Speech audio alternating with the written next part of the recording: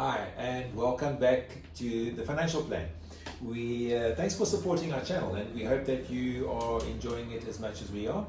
In our previous videos, we've under the protection of wealth, we've looked at the first pillar being the life protection pillar, the second pillar being the loss of income protection pillar, and the third pillar being the lifestyle protection pillar. And today we unpack the fourth and final pillar that lays the foundation to protecting your wealth. And that is called the policy protection pillar. So remember, we don't want to be creating our wealth before we've laid the foundation properly. It's very expensive exercise to have to cash in investments in order to self-insure for unseen risk events. So Aidan, in our first video on the life protection pillar, we spoke about a product that could be added to our life protection pillar, whereby you can take up cover in the future regardless of something going wrong with your health. That technically forms part of the fourth pillar, the policy protection pillar. So could you just recap that for us? Yeah. So Jay, as you mentioned, there's a product you can add to your policy. It costs a fraction of actually taking out life cover, disability, dread disease cover. But what this does is it banks cover for the future, so that should you have any medical issues that arise between now and when you actually need the cover, you can have the cover without any medical underwriting. Okay, cool, thank you. All right, so the old generation risk products, okay, had a built-in investment component, and the new generation products that have really replaced those are people are saying, give me the most amount of benefits for the lowest contribution, so they don't have an inherent investment component that is now included, and it's not very transparent. Nobody really understands it very well.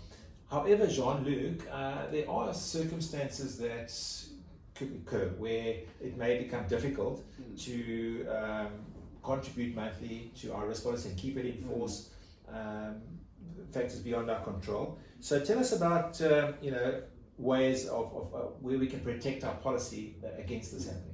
Yeah, well, Jason, there are products that act as a investment plan that will run in conjunction with your risk policy, totally transparent, investment, and that will be available as a tax-free lump sum once every 5 years, or in the event where you need a premium holiday or unable to pay your contributions due to unforeseen financial pressure or potentially over the festive season.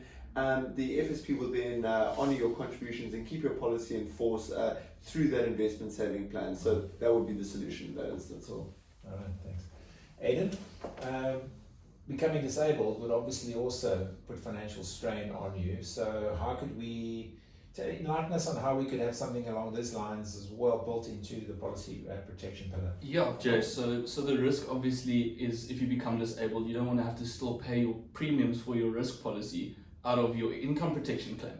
That won't be ideal. So the solution is to add a product to your policy that would actually cover your life cover, disability, and dread disease premiums, or completely waive those should you be in claim on that policy. Okay, great.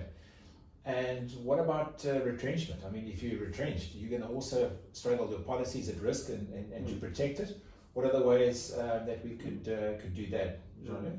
Yeah, well, similar to what Aidan just said, just to reiterate a little bit, there's ancillary benefits that you can add to your life protection policy, that will cover the premiums on your policy in the event that you become retrenched for a set amount of time, depending on the FSP. For example, about 12 months.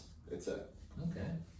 Cool. And Aidan, what other ancillary benefits are there that we should be considering to protect our policy? Yeah, Jay, well, an important one for what I think is you actually get a product that covers your medical aid premiums should you either become disabled or pass away, which in the case of you becoming disabled will be a massive financial relief on you, and should you pass away, it will be a massive financial relief on the family.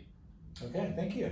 All right, cool. So that wraps up our video today on the policy protection pillar. We hope you've enjoyed it and you feel enlightened as well, and we look forward to seeing you in the next video.